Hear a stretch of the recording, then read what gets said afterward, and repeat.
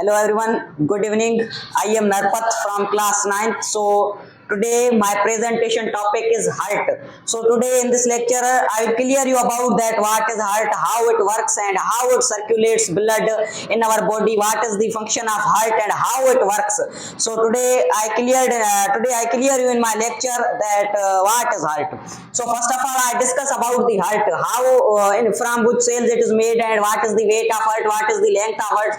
So guys, let's start. Major organ of circulatory system means our circulatory system, our blood circulates in our body. So heart is the major and powerful organ of our circulatory system. So heart is the powerful pumping muscular organ. It is not made up of bones or cartilage, but it is made up of muscles. So we called it that it is a powerful muscular organ and pumps blood to all parts of the body. Means whatever the parts from our foot or from our hairs, our heart circulates blood to every or all parts of our body. So its Greek name is cardio, it is Latin name is cardium and its English name is heart. Means जेका heart आवंदो जेका Greek name यानी यूनानी बोल जेका नालो आवो cardio ऐं जेका लातीनी बोली में इनके कार्डियम बि चवंदा आहिनि ऐं इंग्लिश बोली में इनके हार्ट चवंदा आहिनि। त स्टडी ऑफ हार्ट कहिड़ी आहे? कार्डियोलॉजी आहे। स्टडी ऑफ हार्ट कार्डियोलॉजी ऐं जेका स्पेशलिस्ट दी one who study heart is called cardiologist और one who specialist of heart is called cardiologist. माने अहिड़ो साइंटिस्ट जेका सिर्फ हार्ट जे बारे में स्टडी करे त उनके चइबो आहे कार्डियोलॉजिस्ट। एंड कलर जेका हार्ट हूंदी आहे जो कलर हूंदो आहे रेडिश छा जे करे हूंदो आहे? मायोग्लोबिन जे करे हूंदो आहे। मायोग्लोबिन जे अंदर मायोग्लोबिन स्टोर कंदी आहे ऑक्सीजन खे। त जेका हार्ट आहे जो कलर हूंदो आहे रेडिश ऐं इन जी जेका लेंथ हूंदी आहे 12 सेंटीमीटर हूंदी आहे, विड्थ इन जी 6 सेंटीमीटर हूंदी आहे ऐं थिकनेस इन जी 3 सेंटीमीटर हूंदी आहे।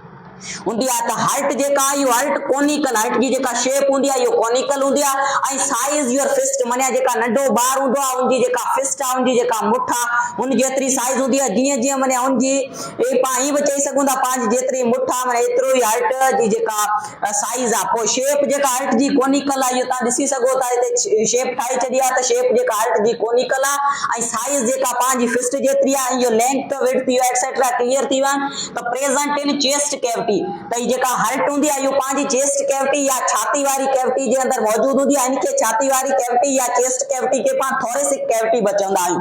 प्रेजेंट बिटवीन टू लंग्स जेका हार्ट हुंदी आहे यो पांजा जेका ब लंग्स हुंदा आहिनि जेके ते चेस्ट कैविटी जे अंदर मौजूद हुंदा आहिनि। रिब्स जेका उन्हनि जे पोएं पासे ऐं स्टर्नम जे पोएं पासे जेके रिब्स मौजूद हुंदा आहिनि उन्हनि रिब्स जे जेका ब रिब्स आहे उन्हनि जे विच में हुंदी आहे। हार्ट जे करे जेका हिकिड़ो लंग्स जेका हुंदो आहे उहो नंढो हुंदो आहे त हार्ट जेका हुंदी आहे ब जेका लंग्स आहिनि उन्हनि जे विच में हुंदी आहे एंड बिटवीन 2 to 5 रिब्स माने जेका पांजो रिब्स आहिनि true ribs false ribs floating ribs त जेका हार्ट हुंदी आहे इहो ट्रियो रिब्स में मौजूद हुंदी आहे। 2 खां 5 रिब्स जे विच में जेका हार्ट मौजूद हुंदी आहे and present behind sternum sternum जेका पांज जेका चेस्ट सेंटर बोन आहे जेका पांजी छाती जी जेका विच वारी बोन आहे इन जे पोएं साइड हार्ट हुंदी आहे and made up of cells called cardiomyocytes. जेका हार्ट हुंदी आहे उहो सेलन जी ठहियल हुंदी आहे उन्हनि सेलन जा नाला आहिनि कार्डियोमायोसाइट्स।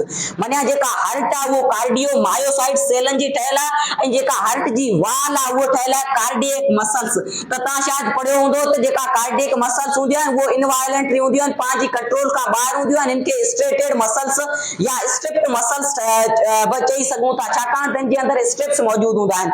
त जेका हार्ट आहे इहो हार्ट जी जेका वाल्स आहिनि उहो कार्डियक मसल्स जूं ठहियल हूंदियूं आहिनि। पोइ असां क्लियर कंदासीं त हार्ट में केतिरो वज़न आहे, केतिरो मेल जी हार्ट में वज़न आहे, केतिरो फीमेल जी हार्ट में वज़न आहे। त वेट इन मेल माने जेका मर्द जी जेका हार्ट आहे उनमें 300 ग्राम वज़न हूंदो आहे। वेट इन फीमेल माने जेका फीमेल जी हार्ट आहे औरत जी हार्ट आहे उन जे अंदर 250 ग्राम हूंदो आहे वज़न।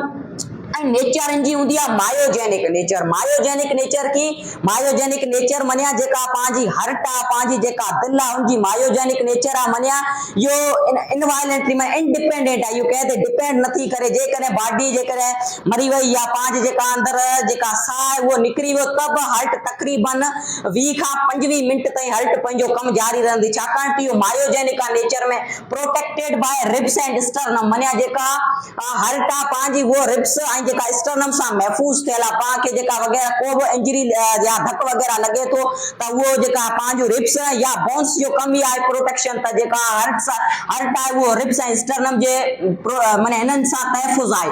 प्रेजेंट इन मीडिया स्टर्नम माने जेका पंहिंजा ॿ लंग्स आहिनि उन जे विच में जेका स्पेस आहे उनखे चइबो आहे मीडिया स्टर्नम। त जेका पंहिंजी हर्ट आहे उहो उन स्पेस जे अंदर मौजूद आहे, उन स्पेस खे चइबो आहे मीडिया स्टर्नम। कुछ माण्हू चवंदा आहिनि त हर्ट जेका लेफ्ट साइड ते हूंदी आहे, कुछ चवंदा आहिनि त हर्ट सेंटर ते हूंदी आहे, पर आउं तव्हांखे क्लियर करायां त हर्ट जेका आहे उहो सेंटर ते मौजूद हूंदी आहे। पर जेका हर्ट जो नंढड़ो जेका अपेक्स पार्ट आहे जेका हूंदो आहे लेफ्ट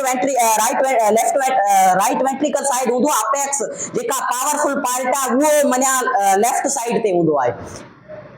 त जेका enclosed and covering called pericardium, त जेका हर्ट कवरिंग या मेम्ब्रेन में बंद हूंदी आहे उहो मेम्ब्रेन आहे पेरिकार्डियम। त हर्ट पेरिकार्डियम मेम्ब्रेन में बंद हूंदी आहे। त अचो त पाण डिस्कस कयूं त पेरिकार्डियम जा केतिरा टाइप आहिनि, या जेका पेरिकार्डियम आहे उन जा मेन ॿ टाइप आहिनि। हिकिड़ो आहे फाइब्रस पेरिकार्डियम, ॿियो आहे सीरस पेरिकार्डियम।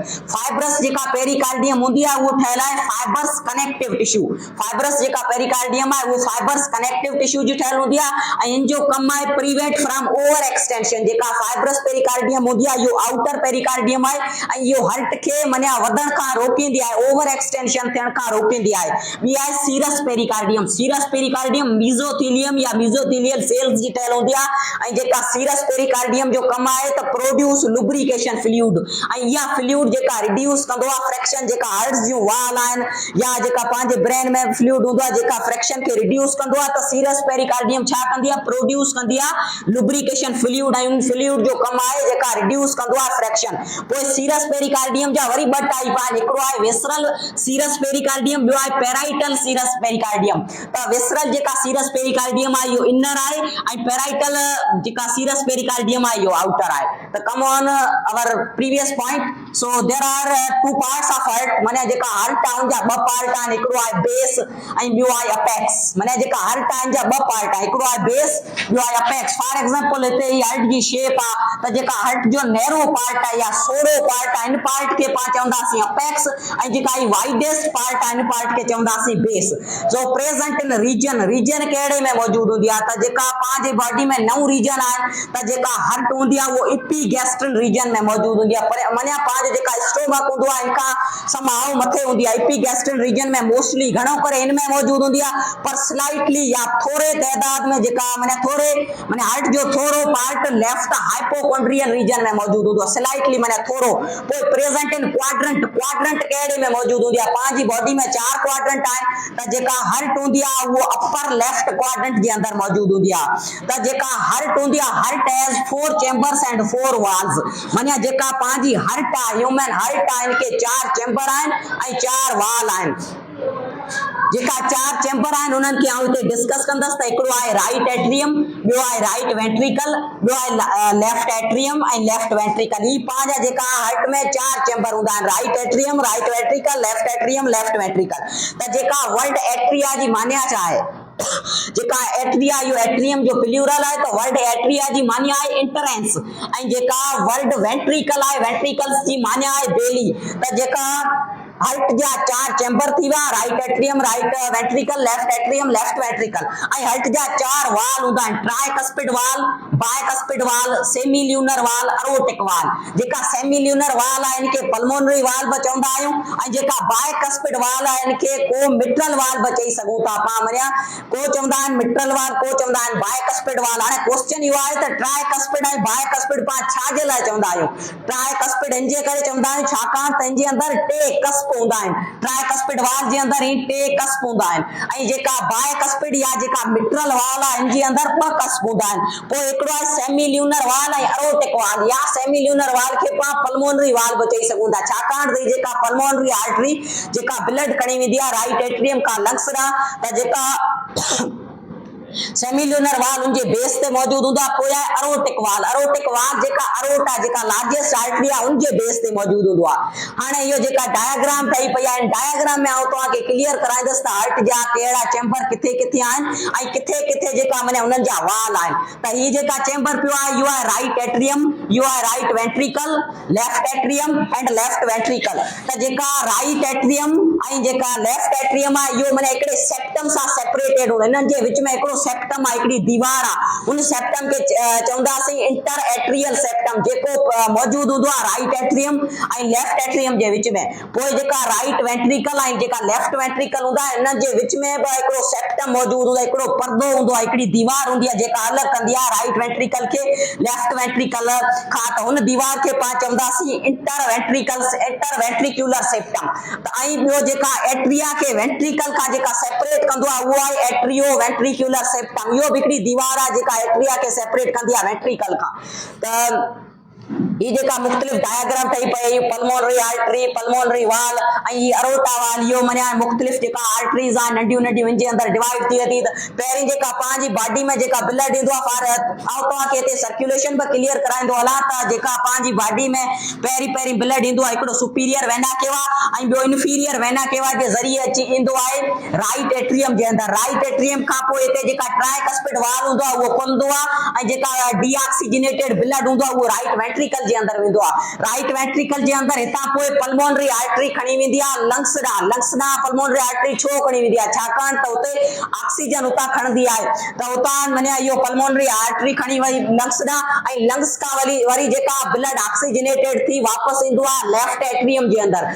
कंहिंजे ज़रिए ईंदो आहे पल्मोनरी वेन जे ज़रिए ईंदो आहे। पल्मोनरी वेन आहे उहो हिकिड़ी वाहिद वेन आहे जेका मञा ऑक्सीजनेटेड ब्लड खणंदी आहे। त ऑक्सीजनेटेड ब्लड ईंदो आहे लेफ्ट एट्रियम जे ज़रिए लेफ्ट एट्रियम जे अंदर।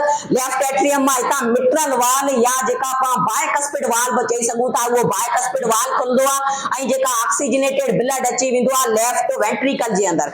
लेफ्ट वेंट्रिकल जे माने इहो पावरफुल पार्ट आहे, इहो थिकेस्ट पार्ट आहे पंहिंजी जेका हार्ट जो थिकेस्ट पार्ट आहे, पावरफुल पार्ट आहे ऐं इहो पार्ट ई माने पूरी बॉडी खे ये ब्लड सप्लाई कंदो आहे। हाणे आउं तव्हांखे क्लियर कराईंदो हलां त पंहिंजी जेका हार्ट आहे उते इंपल्स या झटका किथे पैदा थी वेंदा, उते इलेक्ट्रिसिटी किथे मौजूद आहे पंहिंजी हार्ट में। त हिते मूं लिखियो आहे 2 places in heart where impulse produce, जिते झटका या जिते करंट प्रोड्यूस